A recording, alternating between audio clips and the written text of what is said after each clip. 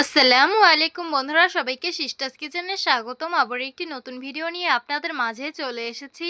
আজকের রেসিপি হলো চিংড়ি মাছ দিয়ে লতি রান্না, তো দেখতে থাকুন। প্রথমেই চুলায় একটি পাত্র বসিয়ে দিয়েছি, পরিমাণ মতন রেগুলার রান্নার তেল দিয়ে দিব, কুচি করে রাখা পেঁয়াজগুলো দিয়ে দিব, তারপর সামান্য ভেজে নিব। পেঁয়াজগুলো আমি হালকা ভেজে নিয়েছি। পরিমাণ মতন আদা রসুন বাটা দিয়ে দিব, পরিমাণ মতন হলুদ মরিচের গুঁড়ো দিয়ে দিব, তারপর হলুদ মরিচগুলো সামান্য ভেজে নিব।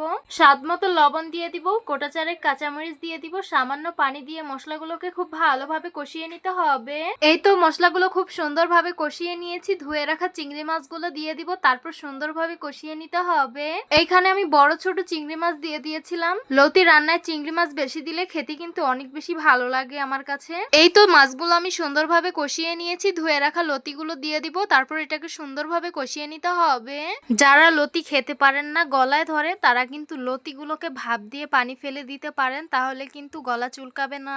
আজকে আমি লতিগুলোকে ভাপ দিয়ে পানি ফেলে দেইনি, সেই ক্ষেত্রে আমি লতিগুলোকে খুব ভালোভাবে কষিয়ে নিয়েছি। আপনারা চাইলে এখানে একটু লেবুর রসও দিয়ে দিতে পারেন, তবে আমি দিব না এখানে। এখন পরিমাণ মতন ঝোলের পানি দিয়ে দিব, তারপর এটাকে সুন্দরভাবে নেড়ে মিশিয়ে নিব। আরেকটি সরা দিয়ে ঢেকে দিব, বলক আসার অপেক্ষায় থাকবো।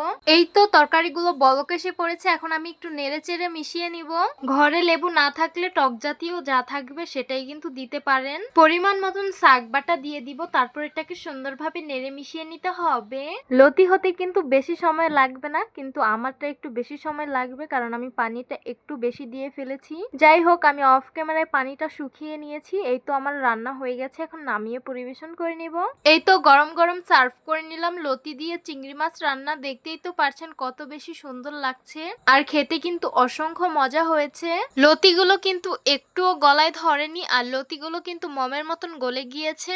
তো আশা করছি আমার আজকের রেসিপি আপনাদের কাছে অনেক অনেক বেশি ভালো লাগবে। ভালো লেগে থাকলে আমার ইউটিউব চ্যানেলটি সাবস্ক্রাইব করবেন, আর যারা আমার ফেসবুক পেজ থেকে দেখছেন পেজটিকে ফলো করবেন।